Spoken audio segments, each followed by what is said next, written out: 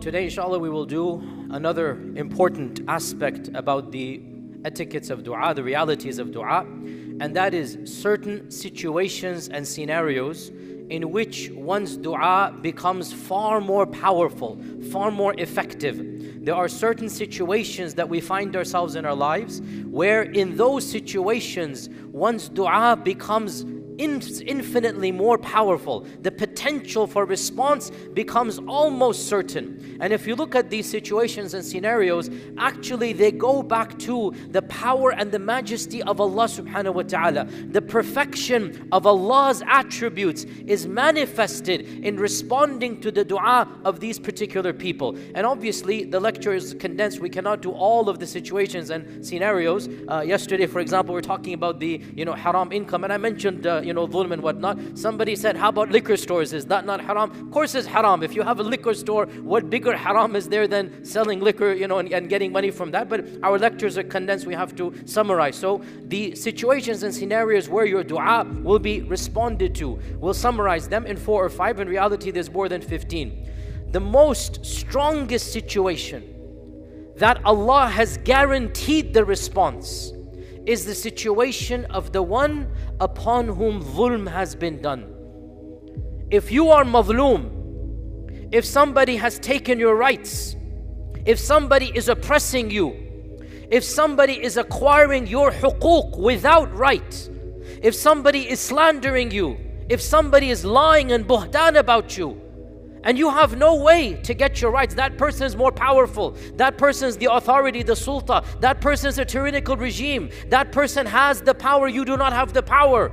Know that Allah subhanahu wa ta'ala has guaranteed that your dua against the zalim will be responded to. 100% guaranteed. In fact, the number of hadith about this is too many to mention. In a number of them, the Prophet ﷺ even said the dua of the mazloom, even if he's kafir, even if he's fasiq, Allah will respond. And then he said his fisq, his evil is upon him, but the dhulm, Allah will respond when dhulm has been done. Allah subhanahu wa ta'ala hates dhulm. Allah never allows the zalim to be successful. And as a manifestation of this reality in the creation, when dhulm takes place, Allah subhanahu wa ta'ala has taken it upon himself that he will reply to the dua of the mazloom against the zalim. The Prophet sallallahu alaihi wasallam said, ittaqi da'wat al-mazloom, beware of the dua of the one who is mazloom, because there is no curtain between him and Allah subhanahu wa ta'ala. There's no curtain, no blocking. His dua will go straight up to Allah subhanahu wa ta'ala, and Allah will hear that dua.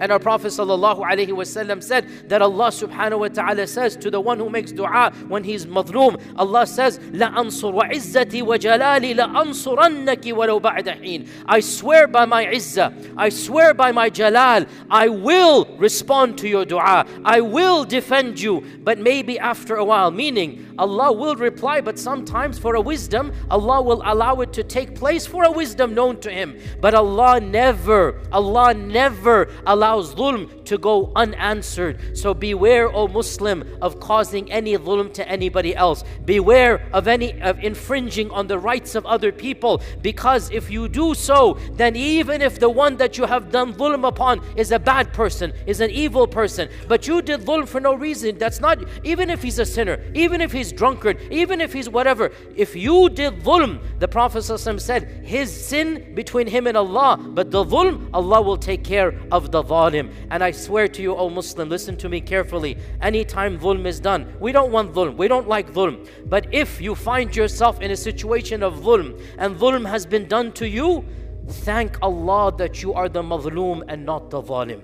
Thank Allah that you are the mazloom and not the zalim. Because if you are the zalim, la hawla wa la quwwata illa billah. Beware of dhulm, O brothers and sisters. Beware of injustice. The dua of the mazloom will be responded to. Another situation, guaranteed response, is the dua of the one who is desperate. In Arabic it is muttar. He has no option. He's trapped. There's no way out. And of course this is in the Quran. There's over half a dozen verses that Allah subhanahu wa ta'ala praises Himself.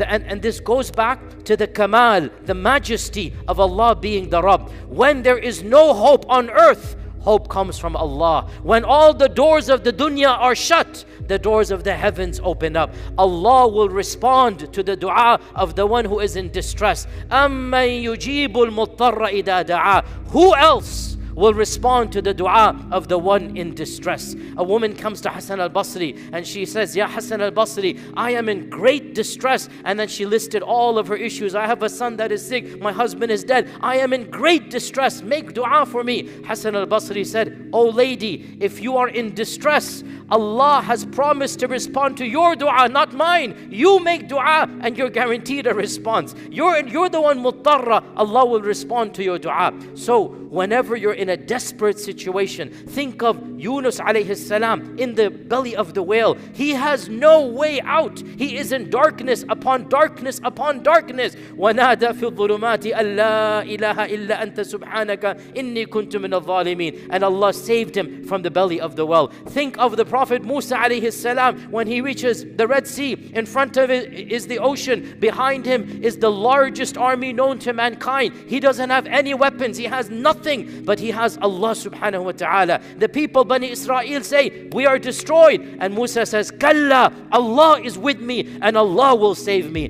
That is the dua of the one in distress. Think of the Prophet sallallahu alaihi wasallam in Ghari Thawr. Nobody is there to help him. Abu Bakr is trembling. And the Prophet sallallahu alaihi wasallam says, Ya Abu Bakr, what do you think of two people? Allah is the third of them. And Allah finds a way out for them. So when you are in distress, when the world seems completely shut, when you don't find the door opening, realize your situation is a situation in which dua is guaranteed. Do not lose hope. Similar to this, a third situation. After a severe calamity, after a painful tragedy, after a traumatic experience, something very near and dear to you has been taken away, a loved one has died, a disaster has happened. If you have the iman to make dua right at that time, and that requires iman, right? Because usually when a disaster happens, your mind is everywhere except with Allah. At that time, if you can make a dua, there is guaranteed response. We know this from a beautiful, not just incident in the seerah, but rather one of the marriages of the seerah. Salama, the famous hadith that Salama, who migrated to Abyssinia with Abu Salama, and Abu Salama was a Sahabi, Salama was a Sahabiya, and Abu Salama had narrated a hadith from the Prophet. This is the only hadith we know from Abu Salama because Salama narrates it. That Abu Salama narrated from the Prophet to his wife Salama that I heard the Prophet say, whenever a disaster happens, whenever a calamity happens, and the person makes dua to Allah, Inna lillahi wa inna ilayhi raji'un. Oh Allah, reward me for this disaster and pain, and substitute this pain for something better. Substitute this negative with something positive. If you make dua at that time, Abu Salama said to Salama that the Prophet said, Allah has guaranteed that you will get something better than that pain. So Salama says, she migrates to Abyssinia, she comes back, the tragedy happens with her husband, with her child. Go listen to the seerah. It's a very, very traumatic story. She's separated from her husband, she's separated from her child. Then she has to migrate all alone, and Allah blesses her with a miracle on the way. All of this is in the seerah. Then she arrives in Medina only to live with Abu Salama for less than a year and a half, and then he dies a shaheed, and she comes completely a widow, nobody to take care of her. She's completely down, completely traumatized. Then she says, I remember what my husband said to me, that if you make this dua, Allah will bless something better. She said, I made it, but in my heart I thought, who can be better than Abu Salama? He was the best husband, the kindest husband, the most loving husband. But still I made it because the Prophet ﷺ taught my husband this. And then lo and behold, after my iddah finished, the proposal came from none other than the Prophet ﷺ. Salama becomes one of the mothers of the believers. And she said, indeed, Allah did substitute Abu Salama. No matter how good he was, you cannot compare to the Prophet ﷺ. So next time, may Allah protect us from tragedies. But we all face tragedies. tragedies once in a while. That is life. May Allah protect us, but we face tragedies. So next time it happens, remember this dua, that, oh Allah, give me patience and ajr for this calamity and substitute something better for this calamity. There are many other situations and scenarios where dua is responded to. For example, the dua of the parent for and against the child. If the dua is done in justice, if the parent himself or herself is doing injustice, then that's not an issue, because we have a lot of times the parent might not make dua with a just cause. The parent might be angry for the wrong cause. We're not talking about that. But when the child has earned the love of the parents, or, astaghfirullah, has earned the wrath of the parents, astaghfirullah, that dua, the Prophet ﷺ said, Allah never refuses that dua. So be careful. Try your best to placate and please your parents. Many other situations and scenarios, of them when we're fasting, by the way. The dua of the one who is fasting is not turned away. And one final thing we'll mention, because these are the days as well, of the timings and situations. Tomorrow we'll do the actual timings, but of the situations where dua is more blessed and responded to, the situation when we finish reciting the Qur'an, the Khatam Qur'an. When the Khatam Qur'an happens, this is a blessed time. And this is narrated from a number of Sahaba and Tabi'un.